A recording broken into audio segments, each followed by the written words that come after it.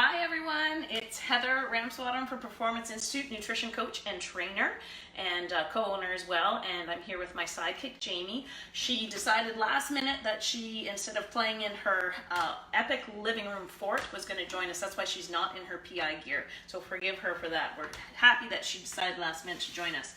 So what's in my fridge? I thought I'd pull out something that I whipped up for lunch really quickly just to demonstrate when I make meals, what happens and what goes into our meals. So I'm going to pull out a tuna salad that I made.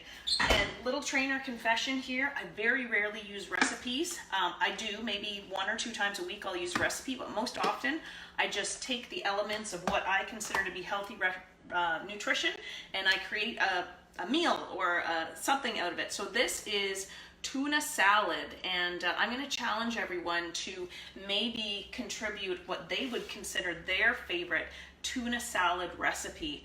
And I'll show you how I made what I would consider a healthy tuna salad. Tuna salad can be fantastic, but oftentimes it's just overloaded with a bunch of really high, poor fat mayo. So what I did is we took, I'm going to hold this up, 3 cans of albacore tuna, flaked albacore tuna, dolphin friendly, and we took, I wanted something crunchy, and just to demonstrate, I had no celery, I had none of the typical stuff I put in, I put into tuna salad. So instead, I looked in the fridge and I found bok choy.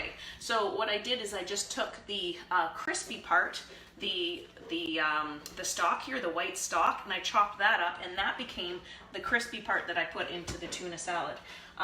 Dill pickles, always like lots of dill, so we only had 2 dill pickles left, so I chopped those up, and that went into the tuna salad.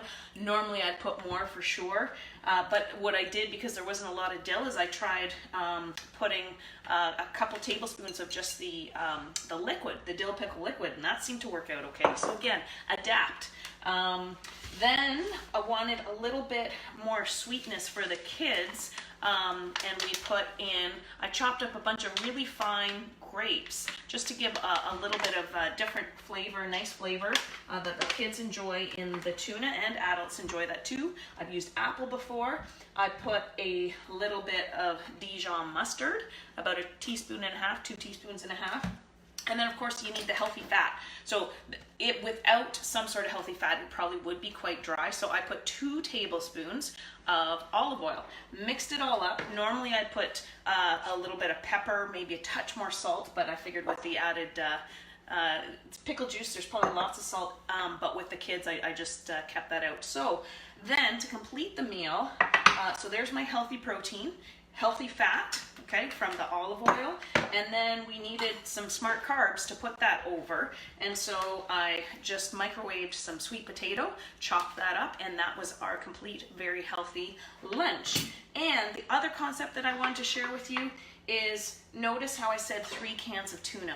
Always prep in bulk, because what's the point of me doing all that work for 1 can of tuna and we're going to get maybe 1 lunch out of it? Now I've got lunch for 1, maybe 2 days left. So there we go. Thank you very much for joining us. My goal was to keep this shorter. And yeah, did you want to say something?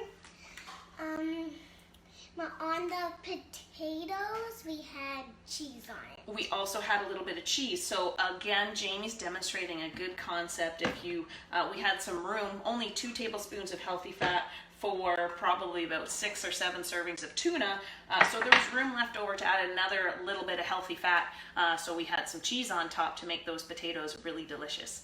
Thank you very much, guys. I will post that recipe, my recipe, and I highly encourage you guys to share your favorite, ideally healthy tuna salad recipe, and we'll get some great ideas for everyone. Happy Friday, everyone, and we'll see you here next week for What's in My Fridge. Thanks so much, guys.